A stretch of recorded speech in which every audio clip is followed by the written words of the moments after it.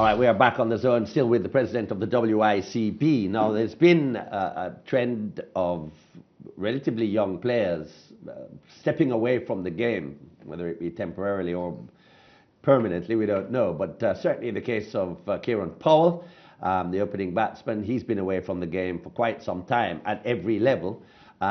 We also saw Dwayne Smith retiring from four-day cricket. And we saw Darren Bravo in recent times making himself unavailable.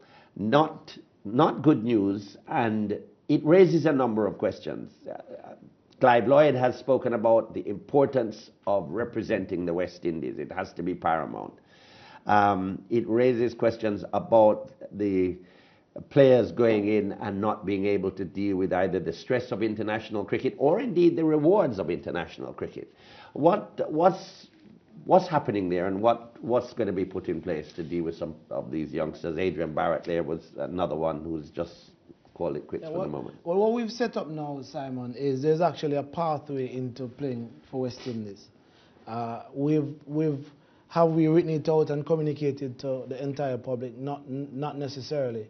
But the players are now aware. So our next set of players will come through our A team, which is our high performance team, which is the Sagicor high performance system. That will take care of some of the challenges that we're having, the education. As I said earlier, we're going to be hiring a psychologist at the West Indies Cricket Board level. But also, we're actually looking at embarking on some mental skills training for each of the franchises. Because if we don't take care of them at that level, then we're not going to be able to deal with that at the next level. So we have a plan. But Simon, whatever we do, what I've said to all the directors is we have to get closer to our players. We have to know what's going on with them, and that has to start from their 19 or 17 or 15. My hope is that with the professional setup versus the amateur setup with the territorial board franchises, we now have more professionals, in my view, on board in the franchise to help us to be able to do that. Because we almost need to get to a point where these franchises are also agents, managers, etc. of our players, so that we can give them the care and advice that they require. Kieran Powell released a statement the other day, or his agents and handlers did, which for a large part of it didn't really make a lot of sense. Do you know exactly what the problem is with him? His old man had said that he'd been threatened, he'd received threatening notes and so on. And I know you've had quiet discussions with him. Couple discussions. No, to date we still don't know exactly what is the issue. However, we've communicated very clearly that to come back and play for the West Indies, there's a process. You know, and we need to see that you're match fit and ready to play cricket again. Right. So as long as he does that, then he'll be considered. Okay. The US $42 million that the Indian Cricket Board demanded from the West Indies Cricket Board the aborted tour, do you have to pay that? I hope not.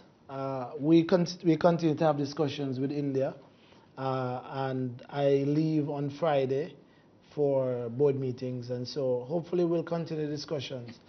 Part of the challenge right now is that, as you know, India is in a particular state of flux, as they haven't had AGM, a scheduled AGM since September last year, which has now been put to March. And so because of that, there's really no leadership in place to finalize the discussions. But we continue to have discussions. There is a dispute mechanism at the ICC, and so, you know, that opportunity is there as well. But we believe bilateral discussions will ensure. But even if you don't have to pay that US $42 million, you do expect to have to pay a price. We expect to pay it and somehow. A big one too, in whatever form. In matches, whatever, you know, additional games at some point in time. You mean playing additional games? Well, Lance asked you, you know, if there was a time, any time at all in the 2 years that you felt like throwing it in, and you went to your foolishly small Kingston College, and what is it? Forties. Forties and something about, yield and fall and whatnot. And Maybe the morning after the issue in India. That was a low point for sure. As a particular low point there. Was it a particular low point because you felt that you had a relationship with these guys? Yeah. Yeah, I think that a is former what- president had made the same pronouncement some years ago, Wes Hall, when one of the first strikes ahead of a regional one-day semi-final. And it was the same thing that he said, because he felt that he was a player-friendly president, and he felt betrayed by the players because, he didn't expect them to take that sort of stance under his guidance. Yeah. It's a particular tough one. Did you also do soul searching as to what you could have done better, what the board could have done better? Yeah, I think, looking back at it, Lance and Simon, I don't know if there's any a better solution or a better way of dealing with it. We felt since 1998, we've been under this kind of situation. Every time we've tried to change the system and try to make it better, we've always been held like this. Patuso and Reverend Westall asked me that question in the task force meeting, and he pointed out that all of these presidents had gone through similar situations and met with the players, and it was sorted out. But if you look at the results all the time, it got worse. So I'm not so sure that going and meeting with them would have really solved West Indies cricket, because the whole idea that they were demanding was go back to the old system. Now the old system hasn't worked. So if we go back to the old system, we're continuing the demise of West Indies cricket. But the old system of dialogue as it relates to ensuring that the tour goes on, that's irrefutable. Absolutely. So the dialogue was going on between myself, Wavell, and the people in India. Now remember, the first thing, and this has never been said before publicly, but I offered to Skype the team immediately when I got the first letter. Uh-huh. And the response was what? The response was, we will speak to Wavell, and Wavell will communicate what we need with you. Okay. Mm. This whole scenario had a difference to it, of course, because the main problem the players had would have been with the WIPA handling of the situation, not the board itself, which is what the issue used to be. Right.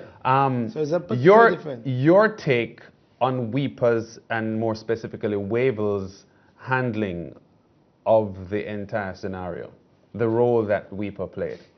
Well, again, apart from the fact that Wavell has been at WIPA for, I think, just as long as I've been at the WICB in leadership, they're all friends. So I assumed that all of these discussions that we sat down and had, that he had cleared it with the players. So we were both very surprised when we got to that point. Yeah, but in hindsight, in hindsight, but I think he tried. He was, and at some point I know he will speak for himself, but he was speaking to the players. I was speaking to him, and he was speaking to the players, and you were getting different responses. Mm. So Simon, like I said, I don't know that there's any. We could have done much differently, and would have gotten the same result, because it is said that they were offered the money to play, and it's not about the money. So if it's not about the money, then what is it about? So if it wasn't about the money, and you've already said on this program you do not believe that Dwayne Bravo wrote those letters, who do you believe wrote them? I prefer not to say. But you do have somebody in mind? I don't have anybody in mind. I know that Dwayne Bravo did not write those letters. You know this? Absolutely. And I'll go on record as saying that. You just did. But is he a West Indian? The writer? The author? You need to take another break? We do, actually. We have to leave it there. Well, it must have been an interesting 2 years as president of the WICB. Whether he gets another stint, well, that'll be determined on March 7th here in Jamaica at the AGM. We thank Dave Cameron, president of the WICB, for zoning in with us this afternoon. Good luck come March 7th. We take a break. When we come back, you'll have your second and final zone update.